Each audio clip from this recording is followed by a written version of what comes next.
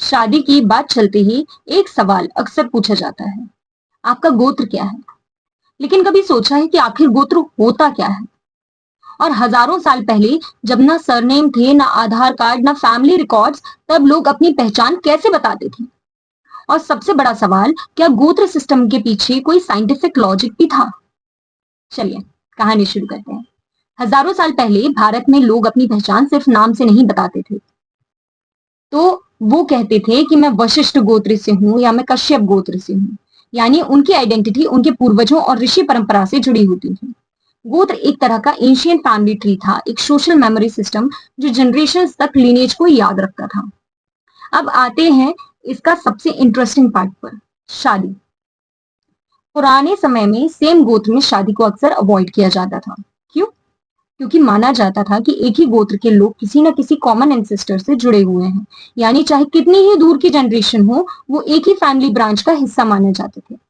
और यही से साइंस एंटर करती है। मॉडर्न जेनेटिक्स के अकॉर्डिंग जब बहुत क्लोज ब्लड लाइन में मैरिजेस रिपीटेडली होती हैं, तो कुछ इनहेरिटेड डिसऑर्डर्स का रिस्क बढ़ जाता है, क्योंकि similar genes same hidden mutations carry कर सकते हैं। तो कुछ रिसर्चर्स कहते हैं हो सकता है गोत्र सिस्टम ने इनडायरेक्टली जेनेटिक डाइवर्सिटी को सपोर्ट किया हो। लेकिन रुक जाइए, यहाँ एक बहुत जरूरी बात है। इस बात का कोई प्रूफ नहीं है। एंशियंट इंडियंस डीएनए, क्रोमोसोम्स या मॉडर्न जेनेटिक्स जानते थे, ये क्लेम करना गलत होगा। लेकिन हो सकता है कि हजारों सालों की सोशल ऑब्जर्वेशन ने उन्हें कुछ पैटर्न्स समझा दिए हों, ऐसे पैटर्न्स जिन्हें साइंस ने बहुत बाद में एक्सप्लेन किया।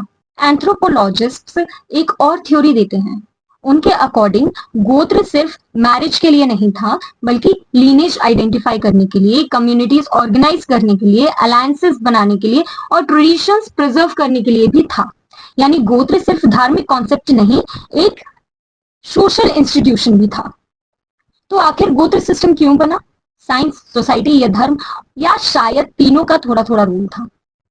क्योंकि कुछ ट्रेडिशंस सिर्फ रिचुअल्स नहीं होते, वो जनरेशंस की एक्यूमुलेटेड विजडम होते हैं। और कभी कभी साइंस उन पैटर्न्स को एक्सप्लेन करता है जो सोसाइटी पहले से ऑब्जर्व कर रही होती है। तो गोत्र सिर्फ एक नाम नहीं है, वो एक कहानी है जो हजारों सालों से एक जनरेशन से दूसरी जनरेशन तक पहुंच रही है। ट्रेडिशन को अंधविश्वास समझने से पहले उसकी कहानी समझिए, और साइंस को ट्रेडिशन का दुश्मन नहीं, उसका एक और लेंस समझिए।